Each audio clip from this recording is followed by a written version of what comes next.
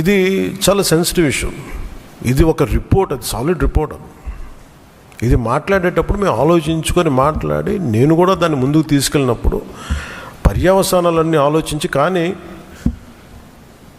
నేను కూడా అనుకుని ఇది చెప్పాలా లేదా. ముఖ్యమంత్రి గారు చెప్పారు దీన్ని ఎంత తీసుకెళ్ళాలి, ఎందుకంటే మా భయం ఏంటంటే సెన్సిటివ్ అయ్యి మనం చేసేసామా.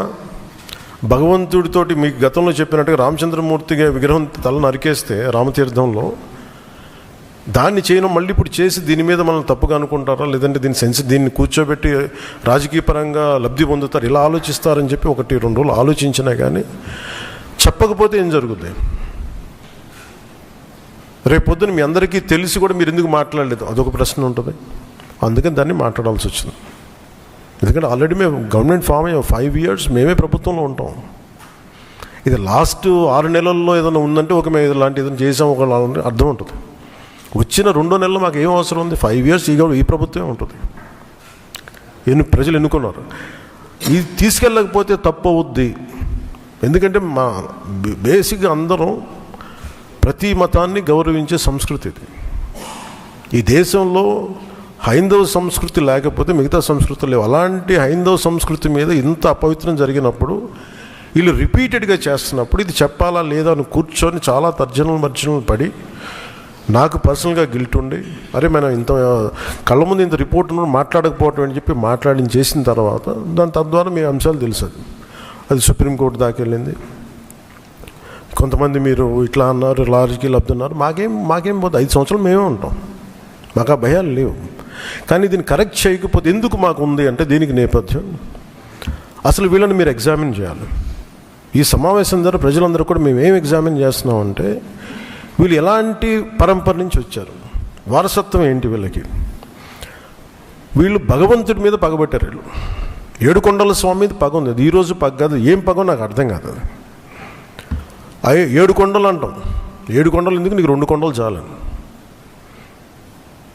భగవంతుడి మీద పగ ఏంటి ఎవరికైనా? వ్యక్తిగతంగా వర్గాల మీద పగ ఉండొచ్చు, ప్రత్యర్థి మీద పగ ఉండొచ్చు, కానీ విచిత్రంగా వీళ్ళు భగవంతుడి మీద పగబట్టారు. మేము ఆ కోణం నుంచి నాకు అనిపించింది దీన్ని కరెక్ట్ చేయాలి, ఇది చెప్పాలి. ఇది నేను ఎందుకంటే నేను మాట్లాడేటప్పుడు మేము చాలా ఒళ్ళు దగ్గర పెట్టుకొని మాట్లాడతాం. ఎందుకంటే we will face the consequence మాకు తెలుసు.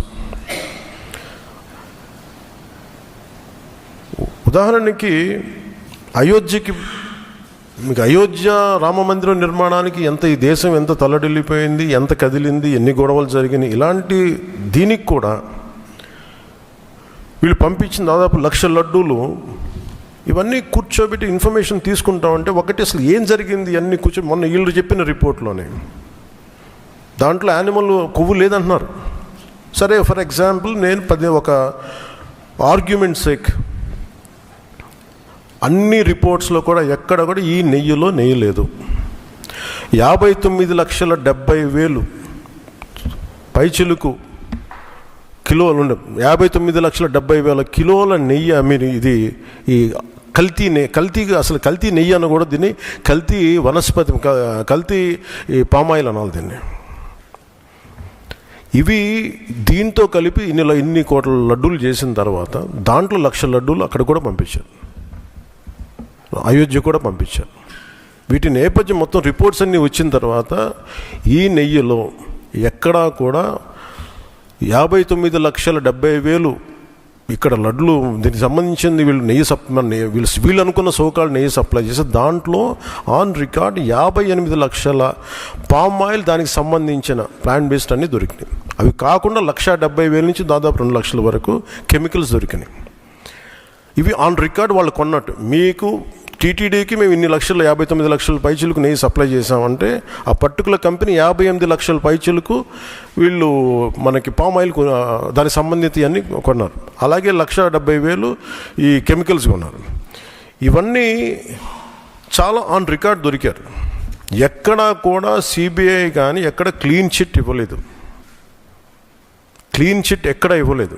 వాళ్ళు వెరీ క్లియర్ కట్గా చెప్పింది ఈ నెయ్యిలో పూర్తిగా ఇది ప్లాంట్ బేస్డ్, అంటే ఇది దీంట్లో నెయ్యి మన పాల నుంచి పాల కొవ్వు నుంచి రావాల్సింది, దీంట్లో ఇది లేదు. చాలా చాలా స్పష్టంగా అది చెప్పారు. మిగతాయి మేము నిర్ధారించలేకపోతాం, మా దగ్గర ఇన్ఫర్మేషన్ లేదనేది ఒక రిపోర్ట్ వాళ్ళు చెప్పింది. అలాగే national dairy development board very క్లియర్గా చెప్పింది, దీంట్లో ఫిష్ ఆయిల్, అలా గొడ్డు కొవ్వు, పంది కొవ్వు, ఇవన్నీ లార్డ్ మన ఇంగ్లీష్ పదాలతో ఇవి ఉండే అవకాశాలు ఉన్నాయి, చాలా స్పష్టంగా వాళ్ళు ఇచ్చారు. ఈ ప్రాసెస్లో వీళ్ళు దీన్ని కూర్చోబెట్టి అడ్డగోలుగా మాట్లాడితే, ఎందుకంటే వీళ్ళకి ఏ రోజు కూడా ఈ ధర్మం మీద వాళ్ళకి గౌరవం లేదు. పైగా ఈ దొరికిన వాళ్ళ ఛార్జ్ షీట్లు మీకు చూస్తే, మనకి తెలిసిన పేర్లన్నీ చూస్తే ఇందులో ఎక్కడ మతానికి సంబంధం లేదు. ఇది భోలేనాథ్ బాబా కానీ మిగతా ఏ డైరీ మీరు చూసినా కానీ వీళ్ళు ప్రిడామినెంట్లీ దర్ ఆల్ హిందూస్. దీంట్లో అసలు మతానికి కానీ, దీంట్లో ఒక ఇస్లాంకి సంబంధించిన వ్యక్తులు కానీ, లేదంటే మన క్రిస్టియన్ సంబంధించిన వ్యక్తులు అసలు ఎక్కడ సంబంధం లేదు. ప్యూర్లీ మాట్లాడుతున్నాం హిందువుల గురించే మాట్లాడుతున్నాం ఇక్కడ. So there is no question of other religions here. గత ప్రభుత్వం విషయంలో కూడా మేమేం మాట్లాడుతున్నాం అంటే, they never have respect for the traditions and dharma of this land.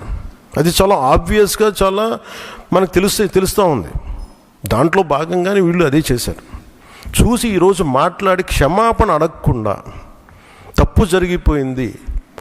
ఇందాక మా కేశవ్ గారు చెప్పినట్టుగా తెలియక చేస్తే పొరపాటు, తెలిసి చేస్తే తప్పు, కనీసం తప్పులు జరిగినాయి, అది కూడా చెప్పకపోగా మమ్మల్ని క్షమించమని అడుగుతున్నారు. నేను ఒకటే చెప్తున్నాను, భగవంతుని మీద పగబట్టుకున్నవాడు సర్వనాశనం అయిపోతాడు తప్ప ఎవడు బతికిన దాఖలాలు లేవు, గుర్తుపెట్టుకున్నారు. ఎందుకంటే ఇది ఫెయిత్కి సంబంధించింది.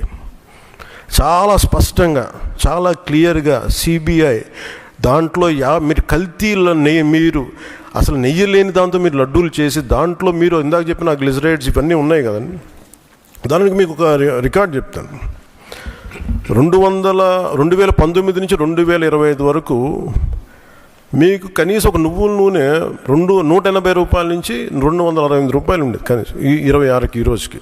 సో వీళ్ళు సప్లై చేసే కాడికి మామూలు బజార్లో దొరికే ఒక నెయ్యి కనీసం 420 రూపాయలు కిలో. 2019 460 రూపాయలు, 2020 21కి 500 రూపాయలు. అలాంటి నెయ్యి వీళ్ళొక్కళ్ళకి మనకి 300 నకిలీకి 319 రూపాయలు ఒకటి, 329 రూపాయలు ఒకటి, ఇవన్నీ కూర్చోబెట్టి ఈ నెయ్యిని సప్లై చేశారు. దీన్ని బట్టి మనకు అర్థం, దీన్ని బట్టి బేసిక్ ఒక హౌస్ వైఫ్ చెప్పగలరు, ఒక గృహిణి చెప్పగలదు ఇది ఎంత కల్తీ జరిగిందనేది.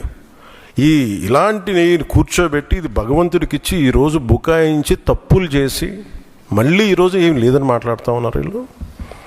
మీరు వివేకానంద రెడ్డి గారు పబ్లిక్గా మర్డర్ జరుగుతుంది, రోడ్డు మీదకి వెళ్ళి చిన్నపిల్లవాడికి తెలుస్తుంది అత్యంత హేయమైనగా చంపేశారని. అది మర్డర్ కాదు, గుండెపోటు అని చెప్తారు.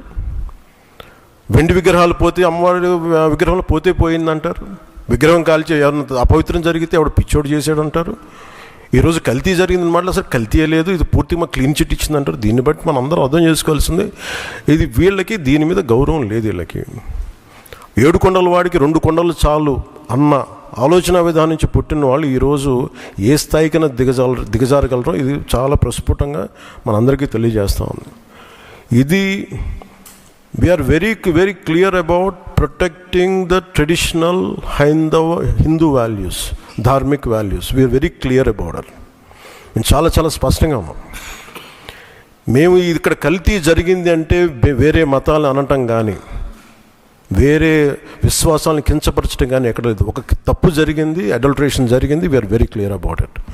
దీని వెనకడిగే వేసే లేవు, చాలా పొరపాట్లు జరిగినాయి. ఇది రిపీటెడ్ పొరపాట్లు కాస్త వీళ్ళని చూస్తే 2022లోనే వీళ్ళకి తెలియజేశారు. వీళ్ళకి ఇక్కడ కల్తీ జరిగింది 2022 రిపోర్ట్ ఇస్తే నేను క్యాబినెట్లో మాట్లాడుతూ ఉంటే దాన్ని తొక్కేశారు. దాని గురించి బయటకు తీసుకురాలా అంటే మీకు తెలిసే చేశారు. వీళ్ళని 2022లో మీకు కల్తీ జరిగిందని రిపోర్ట్ అప్పుడు వాళ్ళకి ల్యాబ్ టెస్ట్ వాళ్ళకి పంపిస్తే అప్పుడున్న టీటీడీ చైర్మన్ కానీ వీళ్ళు కానీ వాళ్ళు 100% తొక్కి పెట్టేశారు. దాన్ని బయటకు తీసుకురాలా. దాన్ని బేస్ చేసుకొని మళ్ళీ ఆల్రెడీ 22లో జరిగింది కదా, దాని గురించి సమాధానాలు లేవు. ఇవన్నీ తెలిసి కూడా మీరు అయోధ్యకి కల్తీ లడ్లు పంపించారు. ఇది విశ్వాసాల మీద మీరు కొడుతున్న దెబ్బ. ఇది మీ ఆలోచన ఏంటి అది అనేది మీరు తెలుసుకోవాలి. అందుకే మీరు భగవంతుని మీద పగ పెట్టుకున్నవాడు ఎవడైనా సరే, 7 కొండల వాడి మీద పగ పెట్టుకున్నాడు ఎవరైనా సరే మట్టి కరిచిపోతారు తప్ప, మీరు ఇలా బుకాయించుకొని చేసిన తప్పులు క్షమాపణ వేడుకోండి తప్ప మీరు కూర్చోబెట్టి మేము క్షమాపణ, మీరు భగవంతుడికి మీరు క్షమాపణ చెప్పాలి. ఏడుకొండల వాడికి మీరు క్షమాపణలు చెప్పాలి.